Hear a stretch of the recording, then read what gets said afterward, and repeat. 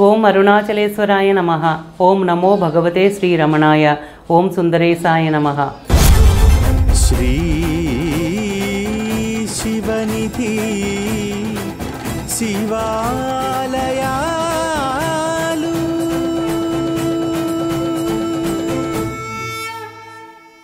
శ్రీ శివనిధి శివాలయాల కార్యక్రమంలో అరుణాచల కార్తీక దీపోత్సవంలో 13వ రోజు తెల్లవారుజామున జరిగే అతి ప్రధానమైన భరణీ దీపాన్ని దర్శించుకుందాం.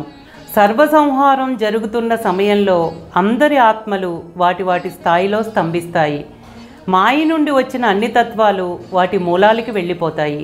పృథ్వీతత్వం జలతత్వంలోకి, జలతత్వం తేజోతత్వంలోకి, తేజోతత్వం వాయుతత్వంలోకి, వాయుతత్వం ఆకాశతత్వంలోకి, ఇలాంటివన్నీ ప్రకృతి మాయలోకి, ఆ ప్రకృతి మాయ శుద్ధమాయలోకి, ఆఖరికి ఆ శుద్ధమాయ కూడా పరమాత్మ పాదాల చెంతకు వెళ్ళిపోతుంది.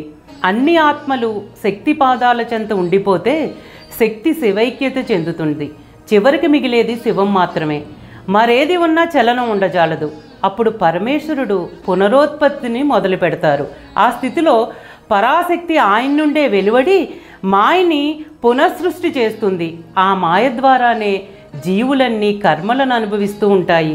ఈ స్థాయిలో శక్తిని ఆదిశక్తి అని, తిరోభవ శక్తి అని పిలుస్తారు.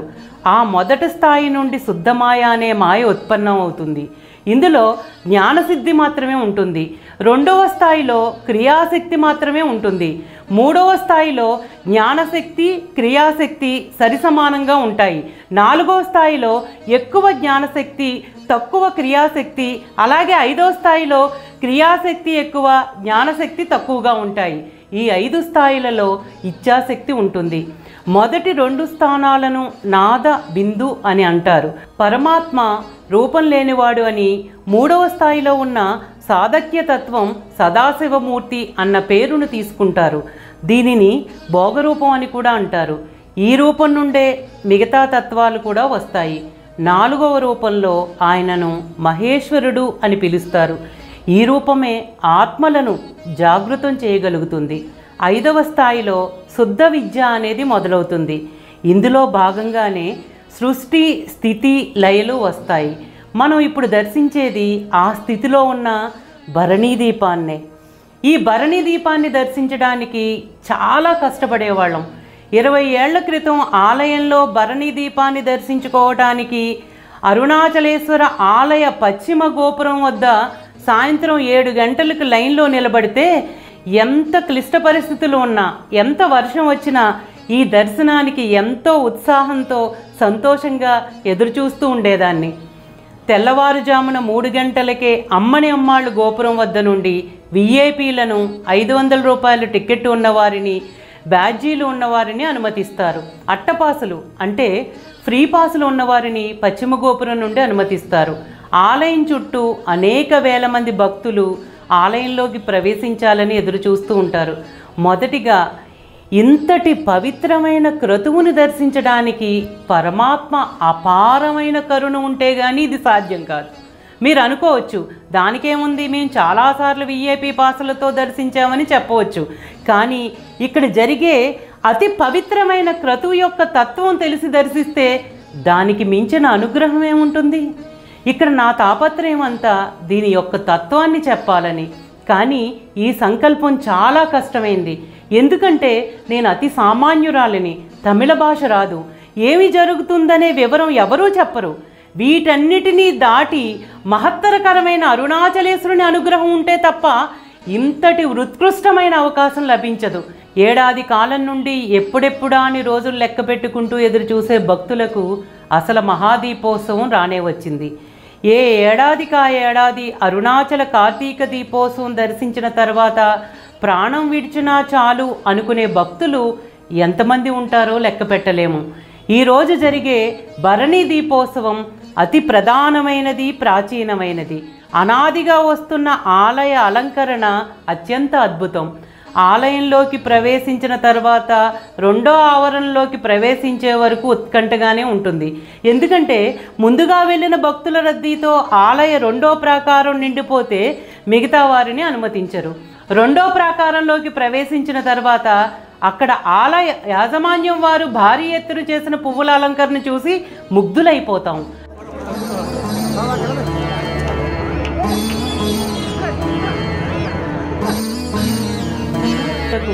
అసలు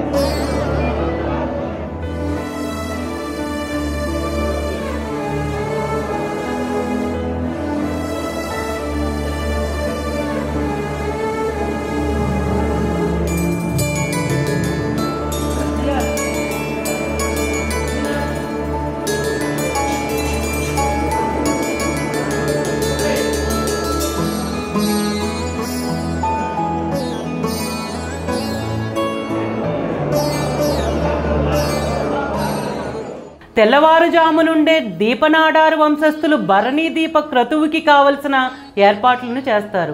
ఈరోజు జరిగే భరణీ దీప క్రతువులో ఆలయం యొక్క అర్చకులు చేసే పూజా విధానం అత్యంత విశేషమైనది, ప్రశంసనీయమైనది. ఆలయంలో ఉన్న ప్రతి అర్చకులు ఎంతో శ్రమకోర్చి ఏర్పాట్లను చేస్తారు. ముందే మీకు తత్వాన్ని వివరించాను. ఇప్పుడు సర్వసంహారం జరిగిన తర్వాత పునరోత్పత్తి జరిగే క్రతువుని మనం దర్శించుకుందాం. పరమాత్మ స్వరూప స్థితిలో ఉంటారు. ఇప్పుడు జీవులను పునరోత్పత్తి చేసే ముందు స్థాయిలో ఉన్నారు. అందులో ఎవ్వరూ ఉండరు. మూల విరాట్ వద్ద నుండి తేజస్సును ఆవిర్భవింపచేసి అర్ధమండపంలోకి తీసుకువస్తారు. అర్ధమండపంలో ఉన్న పంచదీపాల ప్రమిదలను సిద్ధంగా ఉంచి ఈ మహాపూజను మొదలు పెడతారు. ఈ మహాక్రతువుకు అతి కొద్ది మందిని మాత్రమే అనుమతిస్తారు. ప్రతి సంవత్సరం ఆలయ పూజారులలో ఒక్కొక్కరికి ఈ భరణీ దీపాన్ని ప్రజ్వలింపచేసే సదావకాశం వస్తుంది. వారినే శివాచార్యులు అంటారు. ఇప్పుడు సదాశివమూర్తి వద్ద నుండి తేజస్సును తీసుకువచ్చి పంచదీపాల క్రింద ఉంచి పూజిస్తారు.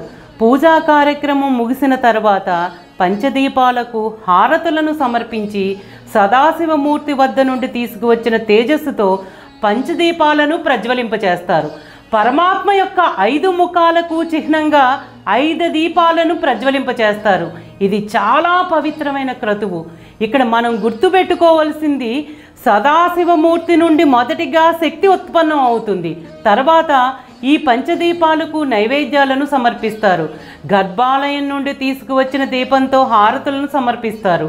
అర్ధమండపంలో ఈ క్రతువును దర్శించే వారికన్నా బయట ఉన్న భక్తులకు లోపల ఏం జరుగుతుందా అనే ఉత్కంఠ నెలకొంటుంది.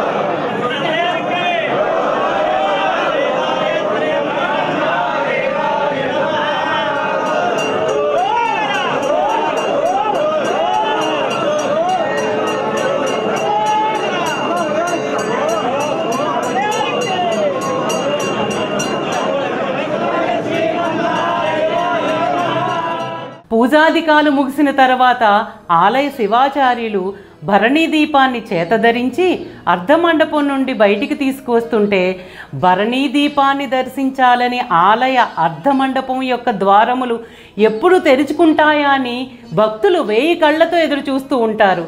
వారి భావోద్వేగాన్ని ఆపటానికి పోలీసు వారికి చాలా కష్టసాధ్యం. ప్రతి భక్తుని యొక్క సున్నితమైన మనసులు నొచ్చుకోకుండా పోలీసు వారు ప్రవర్తించే తీరు శ్లాఘనీయమైనది. చిన్నపిల్లలకి పెద్దవారికి కూడా ఈ జనసందోహం మధ్య ఊపిరాడకపోతే వారిని జాగ్రత్తగా కాపాడడానికి ఆలయ సిబ్బంది వారు పోలీసు వారు అప్రమత్తంగా ఉంటారు. అలా భరణీ దీపాన్ని చేతపట్టుకుని ఆలయంలో భక్త సందోహం మధ్య మేళతాళాలతో శంఖారావాలతో ఆనంద సందోహాల మధ్య ఆ భరణీ దీపాన్ని దర్శించుకున్న భక్తుల మనసులు అణిగి అలౌకిక స్థితికి వెళతారు. అన్నా మలయార్కి అరోంహర, అన్నా మలయార్కి అరోంహర అన్న ఘోష ఆలయమంతా ప్రతిధ్వనిస్తుంది. అలా భరణీ దీపాన్ని తీసుకుని వైకుంఠ ద్వారం వద్దకు రాగానే శివాచార్యులు భరణీ దీపాన్ని 2 చేతులతో అందరికీ దర్శనమయ్యేలా పైకి ఎత్తగానే భక్తులందరూ తన్మయంతో అరుణాచల శివ అరుణాచల, అరుణాచల శివ అరుణాచల అంటూ వెర్రెక్కిపోతారు. అప్పుడు వారిని నియంత్రించటం ఇంకా కష్టసాధ్యమైన పని. అలా వైకుంఠ ద్వారం నుంచి శివాచార్యులు భరణీ దీపాన్ని అపీత కుచాంబ ఆలయానికి తీసుకువచ్చి అమ్మవారి ముందు ఉన్న పంచదీపాలను ప్రజ్వలింపచేస్తారు. అంటే పరమాత్మ నుండి శక్తి జనించింది.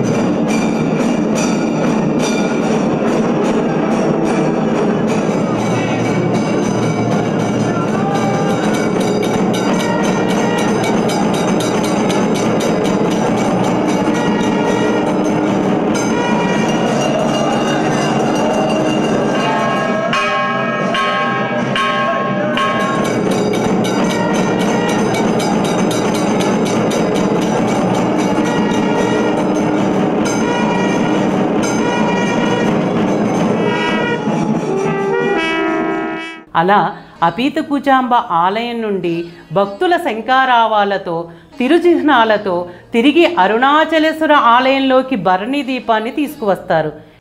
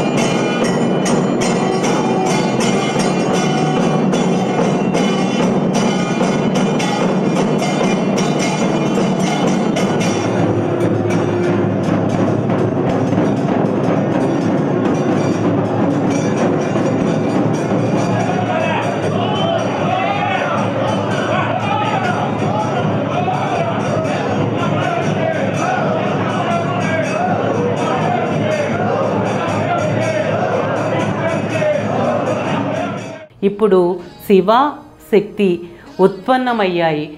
వారి నుండి మహేశ్వర మూర్తులు ఉత్తేజితులవుతారు. దానికి చిహ్నంగా ఆలయంలో ఉన్న చంద్రశేఖరమూర్తి, నటరాజమూర్తి, సోమాస్కందమూర్తి వీరందరి సన్నిధులలో భరణి దీపంతో అక్కడున్న దీపాలను ప్రజ్వలింపచేయగా మహేశ్వరమూర్తులు ఉత్తేజితులైనట్టు సంకేతం. అంటే ఆత్మలకు దేహాలు అవసరం అవుతాయి. అంటే ఆత్మలకు తమ కర్మలు అనుభవించడానికి దేహాలు అవసరం. జీవులు దేహాలు ధరించాలంటే ముందుగా సృష్టి పునరుత్పత్తి జరగాలి. అందుకు పరమాత్మ జీవులను పునరుత్పత్తి చేయటానికి ముందుగానే శక్తిని ఉద్భవింపచేసి శక్తి అనుగ్రహం వల్ల సృష్టిని ఉత్పత్తి చేస్తారు. ఆ సృష్టి స్థితి లయలు జరగటానికి కారకులైన మహేశ్వరమూర్తులను ఉత్తేజపరుస్తారు.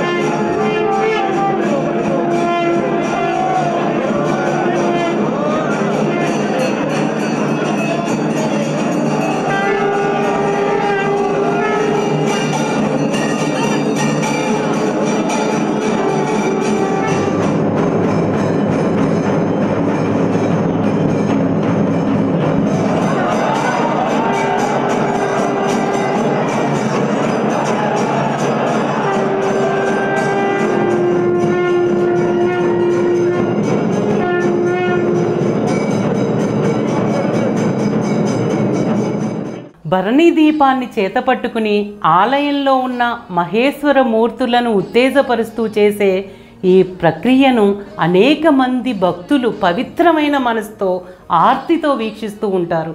భరణి దీపాన్ని బయటకు తీసుకొచ్చే విధానం భక్తులు దర్శించాలంటే ఎన్నెన్నో జన్మల తపఫలితం ఉండాలి. భరణి దీపం చేత పట్టుకునే శివాచార్యులు ఎంతటి తపస్సు చేశారో, ఎన్ని జన్మల పుణ్య ఫలితమో వారికి అర్హత తీసుకొచ్చిందో మన మానవ మేధస్సులకు అందదు. ఈ భరణి దీపోత్సవం అంతా పూర్తయ్యేసరికి ఉదయం 7 గంటలు అవుతుంది. ఈ భరణి దీపాన్ని దర్శించుకున్న తర్వాత ఆలయంలో అరుణాచలేశ్వర దర్శనానికి భక్తులందరూ బారులు తీరి ఉంటారు. ఈ దర్శనం యొక్క అనుభవం మాటల్లో ఎలా వివరించగలం? ఇప్పుడు సృష్టిలో జీవులను పునరుత్పత్తి చేయడానికి పరమాత్మ అరూపం నుండి రూపం తీసుకుని ఆ అరూపం నుండి శక్తిని జనింపచేసి ఆ శక్తి నుండి మహేశ్వర మూర్తులను ఉత్తేజపరిచే ఈ మహత్తరకరమైన మహోత్సవాన్ని దర్శించడానికి ఎంతటి అనుగ్రహం కావాలి? నేను మొదటే చెప్పాను, సాధారణంగా భక్తులందరూ ఆలయంలో అలంకరణ బాగుంది, దర్శనానికి చాలామంది భక్తులు వచ్చారు, భరణి దీపాన్ని దర్శించాలంటే ఆలోచనలతో ఉంటారు.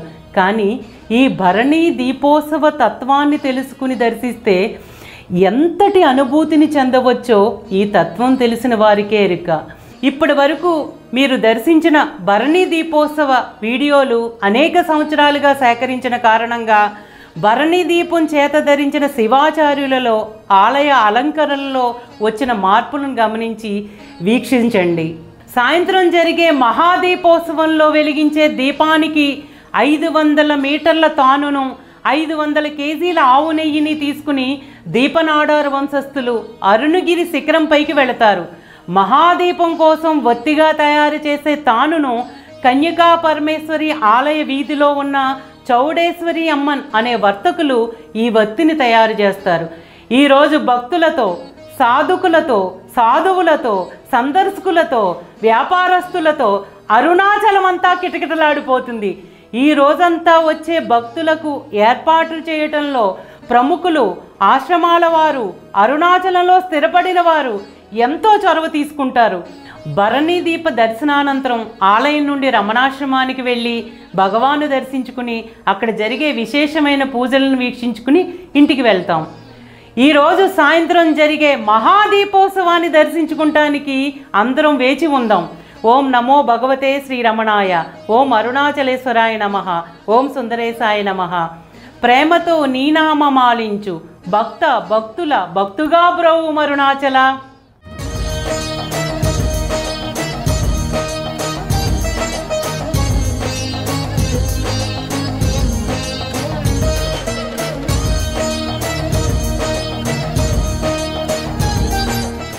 శ్రీ